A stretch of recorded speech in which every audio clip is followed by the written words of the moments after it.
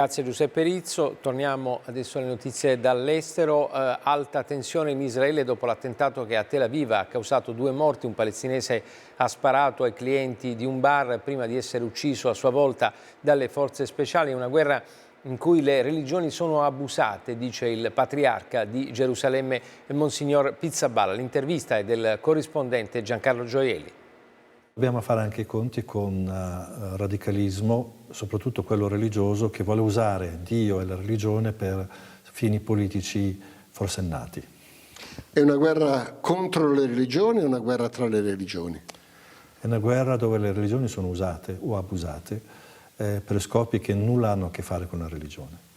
E si parla in questi giorni di questo possibile incontro tra Papa Francesco e il patriarca russo ortodosso Kirill, un incontro che potrebbe avvenire in Medio Oriente, ha detto il Papa.